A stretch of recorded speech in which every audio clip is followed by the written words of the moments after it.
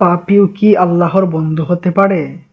একদিন এক ব্যক্তি একজন আলেমকে জিজ্ঞেস করলেন, হুজুর, আমি অনেক গুনাহ করেছি, আমার জীবনের ভুলের শেষ নেই, আমি কি কখনো আল্লাহর বন্ধু হতে পারবো?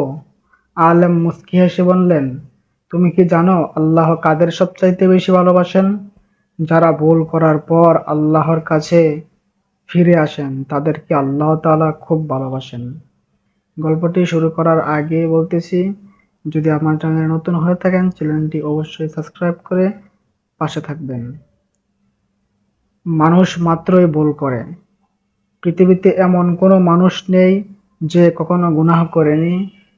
কেউ কম করে, আবার কেউ বেশি করে। কিন্তু আল্লাহর কাছে সবচাইতে গুরুত্বপূর্ণ বিষয় হলো মানুষ তার ভুল বুঝতে পারে কিনা এবং আন্তরিকভাবে তওবা করে কিনা। পবিত্র কুরআনে আল্লাহ তাআলা বারবার তার বান্দাদেরকে ক্ষমার সুসংবাদ দিয়েছেন। তিনি বলেছেন, তোমরা যত গুনাহ করো না কেন আল্লাহর রহমত থেকে নৈরাশ হইও না, কারণ আল্লাহ সব গুনাহ ক্ষমা করতে সক্ষম। ইতিহাসে এমন অনেক মানুষ ছিলেন যারা একজন বড় পাপী ছিলেন, কিন্তু তওবা করার পর আল্লাহর প্রিয় বান্দা হয়ে গেছেন।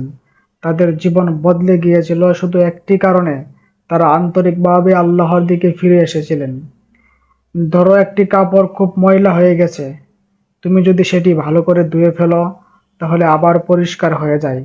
মানুষের হৃদয় ঠিক তেমনি, গুনাহ হৃদয়কে কালো করে দেয়, কিন্তু তওবা সেই হৃদয়কে আবার পরিষ্কার করে দেয়। আল্লাহর বন্ধু বা ওয়ালি হওয়া কোনো জন্মগত বিষয় না, এটি অর্জন করতে হয় ইমান, সৎকর্ম, তাকওয়া এবং আল্লাহর আনুগত্যের মাধ্যমে।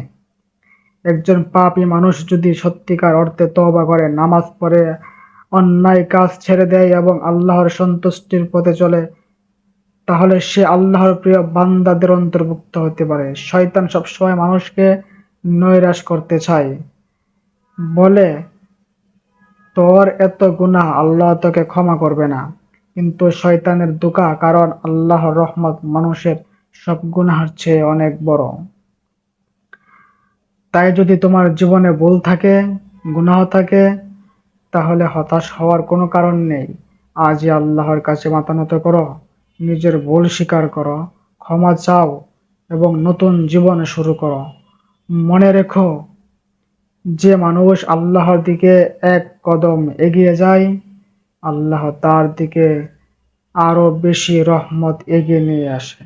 মানুষ যদি আল্লাহর দিকে হেঁটে হেঁটে অগ্রসর হয়, আল্লাহ তাআলা মানুষের দিকে দৌড়ে দৌড়ে অগ্রসর হয়।